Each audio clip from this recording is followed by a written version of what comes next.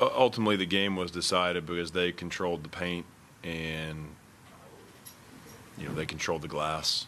I think their size bothered us tonight in a variety of ways. We're playing some pretty small lineups out there.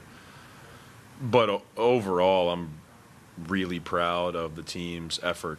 Spring back tightens up in his first shift and can't go, and so now we're down to 7 people, and I thought the team played really hard the whole game.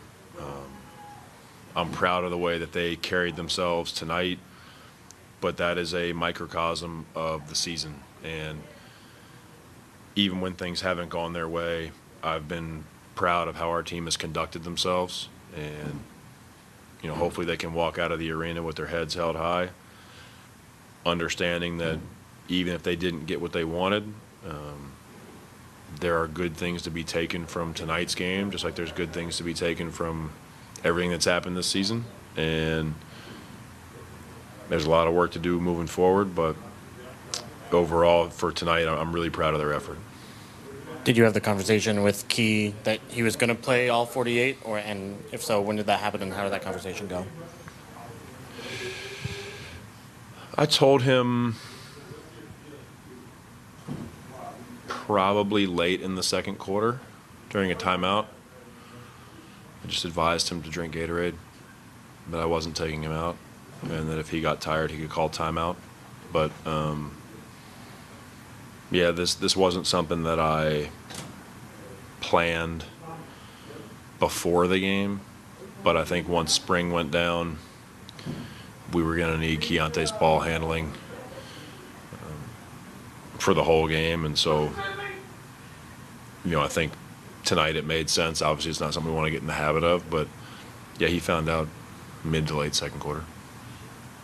Is this kind of finality of the final game of the season and not knowing what's going to happen over the off season, do you have potential goodbye conversations with players, or how does things end with you in the locker room tonight?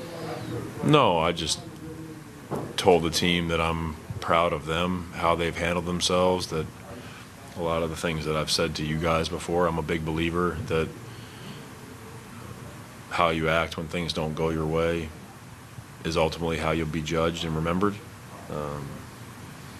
And that I think they carried themselves with a lot of class this year. So it's not about having individual conversations that are goodbye. I don't think that's productive. I think you have those conversations when it actually, or if it actually is goodbye. I don't think projecting those things now is productive, because then I don't want to have to circle back and have the conversation of not goodbye if it doesn't happen. The end of season conversations are mostly about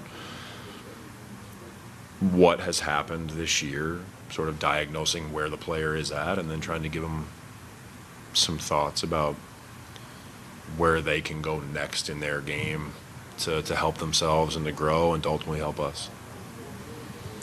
Speaking of Keontae, was guarded by Jaden McDaniels for part of the game and then was kind of attacking some switches. And what did you make of his game, and kind of how can he find ways to be maybe more efficient against good defenses with a lot of length?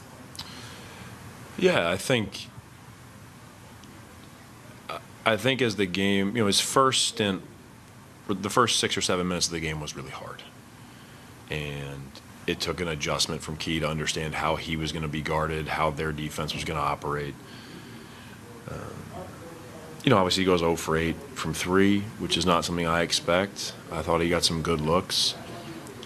But I think that there's still areas where he can grow and learn in terms of when to play downhill, when to shoot his jumper. Tonight's hard because they were very much making him a priority in terms of how they were guarding him, especially with some of the lineups we had out there. They were trying to get the ball out of his hands, it felt like. So, the efficiency thing is something that we are in the process of addressing, and it's going to be a big part of his summer, is understanding first and foremost what shots are efficient in general, and then secondly, what shots are efficient for him, and how can we generate more of those I'm not a person that's a never person, never take this shot. I don't think so. But it's about understanding when. And I think that we can do a better job as a staff and as a, organization of putting him in some spots where he can be more successful. So I thought as the game went, I thought he made some decent reads even when he didn't convert. We talked before the game about how the team has handled the season and how you're proud of them and how they've attacked everything. How has the season weighed on you? And maybe just even the culmination of the last 3 years, not having that many wins and knowing that you're going into rebuilding seasons. How has that weighed on you? I mean, I'm still very grateful for this position. I don't take it lightly. I'm honored to be the head coach of the Jazz. I'm honored to get to, help lead these guys. The situation that we're in is one that, I'm excited about. I think helping grow these young players is our best path forward. And so it's my responsibility to deal with the hard moments. Complaining is not a strategy. Even if I did, half the people don't care and the other half are happy I have problems. So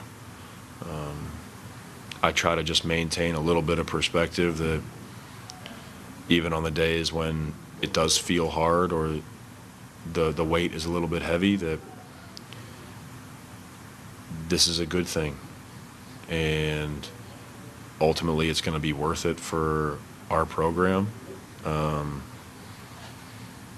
I'm a human being. There's definitely hard days and hard moments, but, I owe it to our team to every day try to be as consistent as I can be, try to bring, an attacking mindset of we're here to get better and we're here to compete in all ways every day.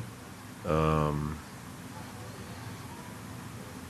have a more thoughtful answer for you tomorrow. But, the end of season is always a weird feeling. Whether you end in the regular season or you lose in the playoffs, that moment when it's all over is definitely a weird feeling. I don't know if I've ever gotten good at processing it. Maybe that's a good thing.